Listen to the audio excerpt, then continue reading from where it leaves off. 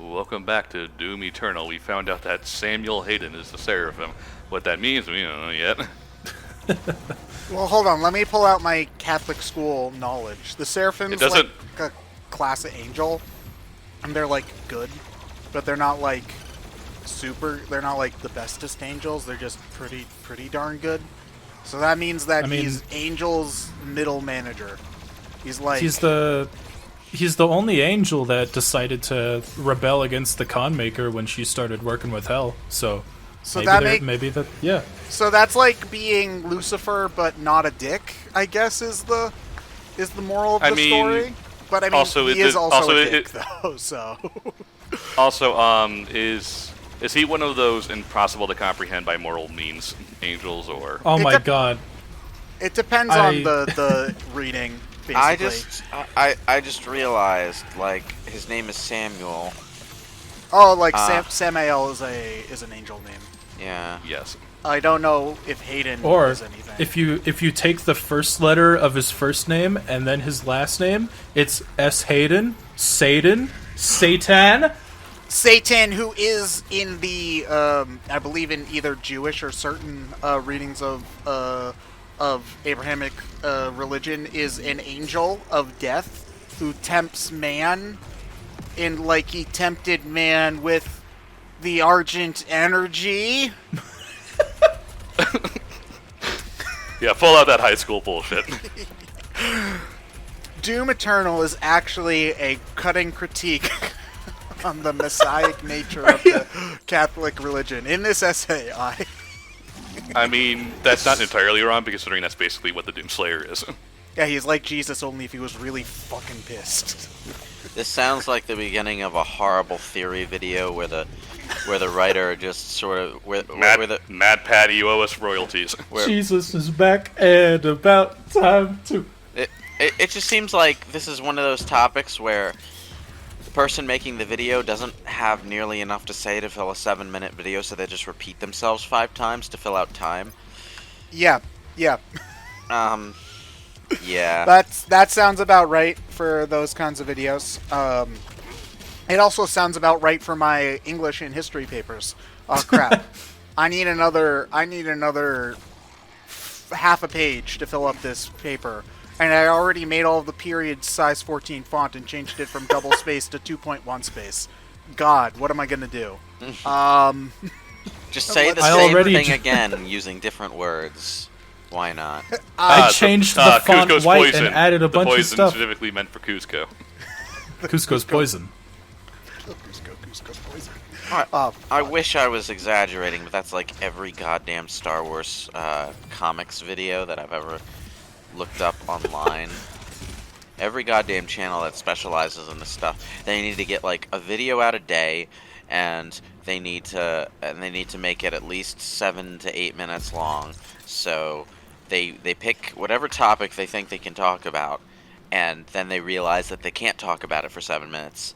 So they talk about it for 3 minutes, and then they talk about the same thing for 3 minutes, and then they talk about the same thing for 2 minutes, and act like they're explaining themselves when they're really just saying the same thing over again.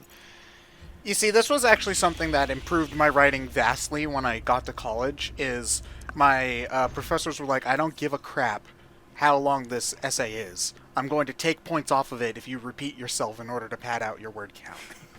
And it improved my writing at least threefold. I went to college. Oh. That sounds like the best method of teaching I've ever heard in my life. Like, obviously they were like, you can't just write a 2-sentence essay. Yeah, I know. But they're like, I don't want you saying the same 5 things over and over again to make this essay 7 pages instead of 5. Yeah, let's not. We're gonna write something of substance. Let's not arbitrarily grade on length. Let's just read the essay actually and decide based on that whether or not it was a well put together piece of writing. That's the way it should be.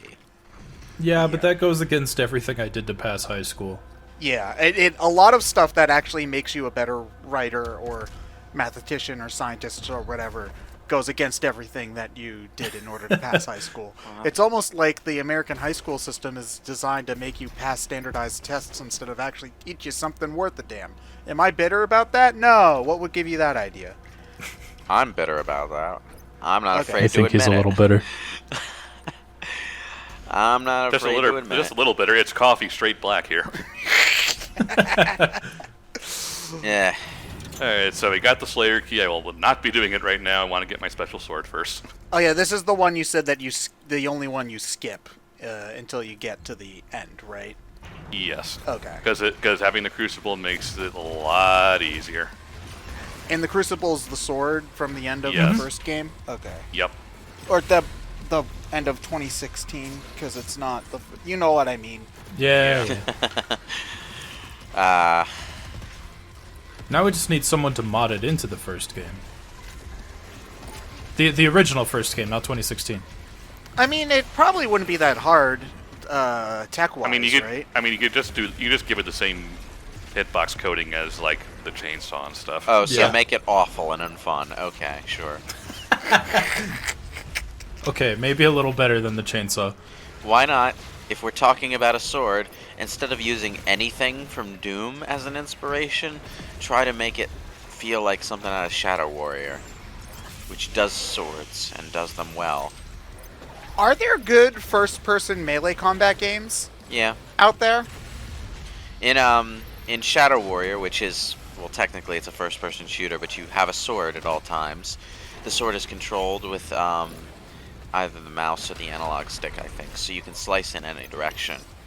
And yeah, the enemies do get cut up in the direction that you cut them. Ooh, fancy. So when did this game come out? 2013. Okay. Yeah, that's about the time where I would expect something like that to actually... Archvile's here. Shit. Son of a you know, bitch. that actually, I can understand why it's really annoying, because I didn't play a lot of the 2016 Doom. I played a couple hours, enough to realize that it was a well-made game that I am not the kind of player for. But one thing that I did notice about the gameplay in that game is that you don't usually ever have to move for one specific target. You just have to keep on moving and shoot whatever's in front of you.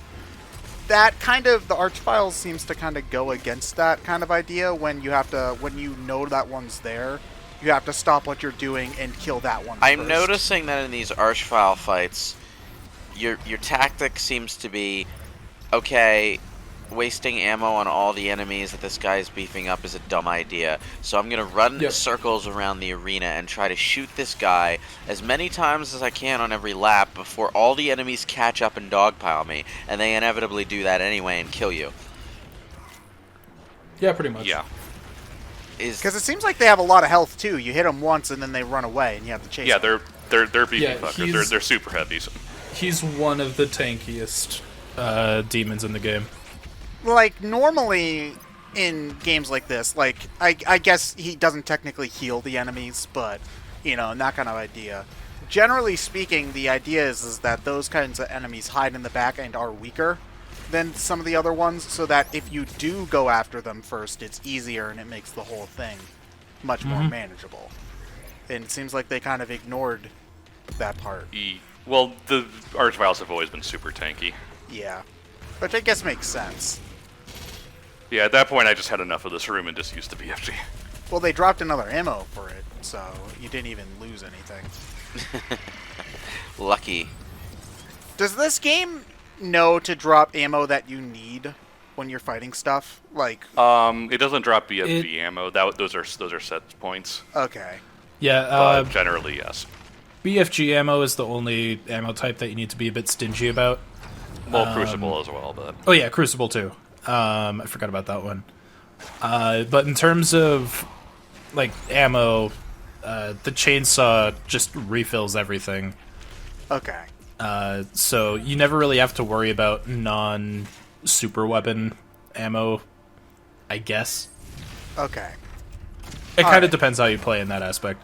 Alright, because what I'm reminded of is RPGs where you have to... There are some RPGs. The first one that comes to my mind is Shin Megami Tensei 4. I don't know how the other SMTs handle it, but in that game, you could only hold up to a certain amount of each item, and each item had different maxes. So, like, of the standard healing, you can hold up to 99, but the one that heals everybody up to max, you can only hold 5. So if you didn't use them, and you hoarded them all, you would actually end up wasting them, because you would find the 6th one and be like, well, fuck, I can't use this. I'm already at full and I can only hold 5. So that was one of the things that got me out of my habit for hoarding items in RPGs. And I was wondering if it was similar to the ammo in this game in the same way, where, like, if you don't use your BFG ammo, then effectively you're just wasting a point where you could have used it, because more would drop later. If that makes sense. Well, you can see on the map when they're coming, so you know to use them in a room if you want to. Okay, so the game tells you you'll get another one here, plan accordingly. Yeah. Okay. Yeah. Alright, I think that's also a good way to do it in this sort of thing, especially since the BFG does seem to be suitably overpowered. And so... Well, it's not as overpowered as it was in 2016, but... Well, in 2016... It's still the BFG. Yeah, but I mean, it will help out a lot, so... Yeah. So you know what you need to do with it. Oh, you broke it. Okay. Well, no, you were supposed to break it. Oh, okay. Yeah, he breaks it on purpose, but they frame it like it was an accident because he like looks at it all confused. Yeah, that's kind of what I thought. It looked like, oh, fuck. Yeah, so the whole idea is if he takes the blade out of the Titan, it'll come back to life. So he's like, okay, I'm gonna leave it in there and forge a new one. Oh, alright. Oh, okay. That makes sense. I mean, I guess it doesn't really make sense, but sure. And it Snake? Nope. Oh, Also, luckily this the room checkpoint sucks, was right there. Well, there's the game's pretty generous with checkpoints. It's just this is also a room with a marauder in it. Oh boy. After you kill these guys, so it's like, fuck. And this is right after you just fought another marauder if you did the optional challenge. Yep. When you load from a checkpoint, are you at the same health? Or do you go back to full health? It goes back to full health, I believe. Okay, that's good.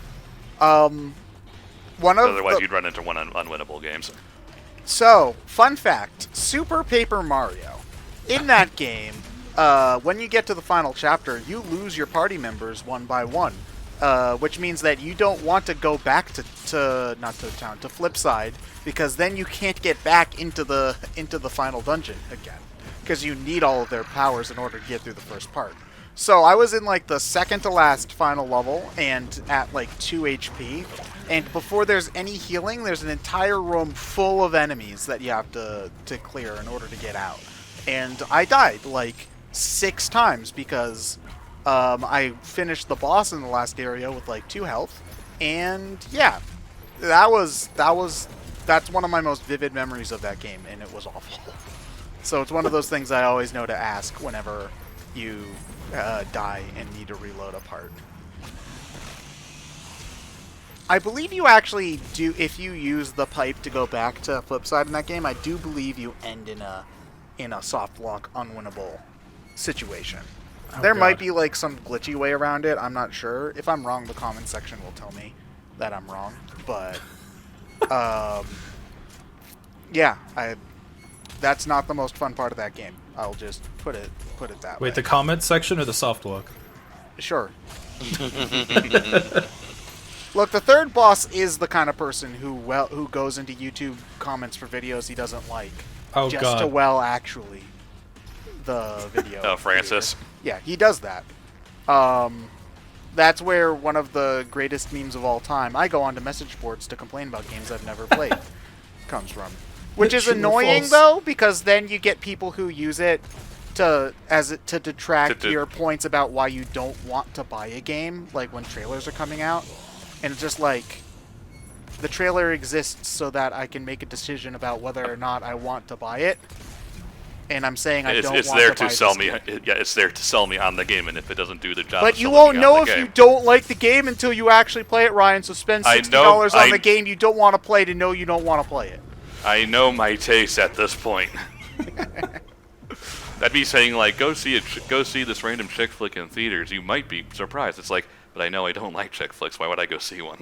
Yeah, especially when you have to pay $60 in order to. Although movies actually are getting to that point if you want to buy the popcorn. So you know. Isn't that the truth? Yeah.